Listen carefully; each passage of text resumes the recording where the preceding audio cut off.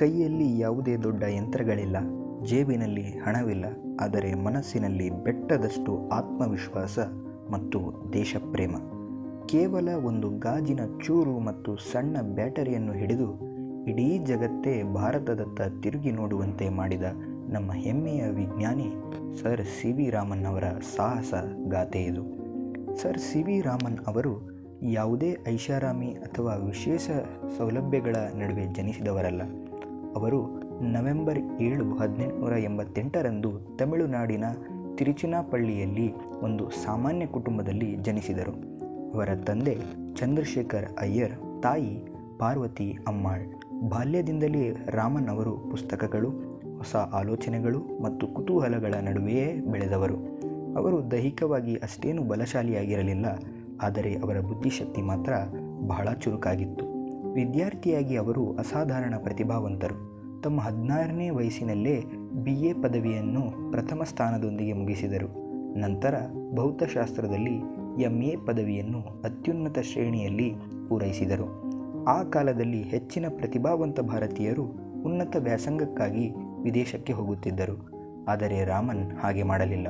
ವಿಶ್ವದರ್ಜೆಯ ವಿಜ್ಞಾನವನ್ನು ಭಾರತದಲ್ಲೇ ಮಾಡಬಹುದು ಎಂದು ಅವರು ನಂಬಿದ್ದರು. ಅವರು ಭಾರತೀಯ ಹಣಕಾಸು ಸೇವೆಗೆ ಸೇರಿ ಕಲ್ಕತ್ತಾದಲ್ಲಿ ಸರ್ಕಾರಿ ಅಧಿಕಾರಿಯಾಗಿ ಕೆಲಸ ಮಾಡಿದರು. ಆದರೆ ಅವರ ಮನಸ್ಸು ಸದಾ ವಿಜ್ಞಾನದ ಕಡೆಗೇ ಇರುತ್ತಿತ್ತು. ಕಚೇರಿಯ ಕೆಲಸ ಮುಗಿದ ನಂತರ ಅವರು ಸಂಜೆ ಮತ್ತು ರಾತ್ರಿ ಇಡೀ Indian association for the cultivation of ಸೈನ್ಸ್ನ ಪ್ರಯೋಗಾಲಯಕ್ಕೆ ಹೋಗಿ ಸಂಶೋಧನೆ ಮಾಡುತ್ತಿದ್ದರು. ಅಲ್ಲಿ ಯಾವುದೇ ಆಧುನಿಕ ಉಪಕರಣಗಳಿರಲಿಲ್ಲ, ವಿದೇಶಿ ಧನಸಹಾಯವಿರಲಿಲ್ಲ. ಇದ್ದದ್ದು ಕೇವಲ ರಾಮನ್ನ ಛಲ ಮತ್ತು ಕುತೂಹಲ ಮಾತ್ರ. ಒಂದು ದಿನ ಹಡಗಿನಲ್ಲಿ ಪ್ರಯಾಣಿಸುತ್ತಿದ್ದಾಗ ಅವರಿಗೆ ಒಂದು ಸರಳ ಪ್ರಶ್ನೆ ಎದುರಾಯಿತು. ಸಮುದ್ರ ಯಾಕೆ ನೀಲಿಯಾಗಿ ಕಾಣುತ್ತಿದೆ?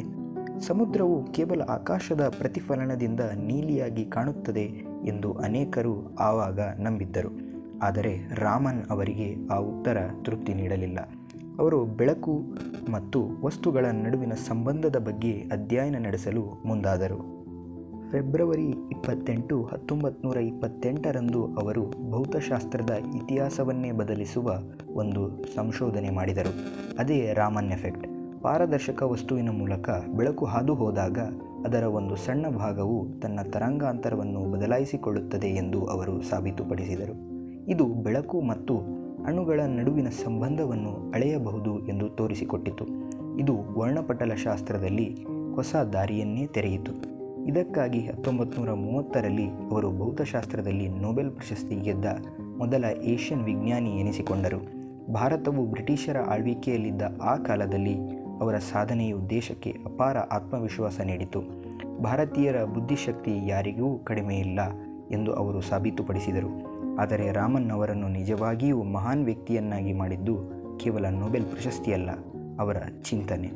ವಿಜ್ಞಾನವೆಂದರೆ ಕೇವಲ ದುಬಾರಿ ಉಪಕರಣಗಳಲ್ಲ, ಅದು ಸರಿಯಾದ ಪ್ರಶ್ನೆಗಳನ್ನು ಕೇಳುವುದು ಎಂದು ಅವರು ನಂಬಿದ್ದರು. ವಿಜ್ಞಾನದ ಸಾರವಿರುವುದು ಸ್ವತಂತ್ರ ಚಿಂತನೆ ಮತ್ತು ಕಠಿಣ ಪರಿಶ್ರಮದಲ್ಲಿ ಎಂದು ಅವರು ಸದಾ ಹೇಳುತ್ತಿದ್ದರು.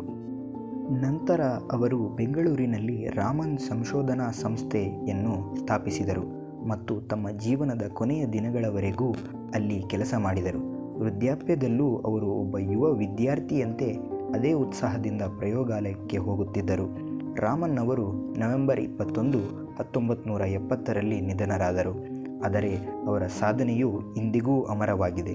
ಅವರ ಗೌರವಾರ್ಥವಾಗಿ ಭಾರತದಲ್ಲಿ ಫೆಬ್ರವರಿ 28 ರಾಷ್ಟ್ರೀಯ ವಿಜ್ಞಾನ ದಿನವಾಗಿ ಆಚರಿಸಲಾಗುತ್ತದೆ.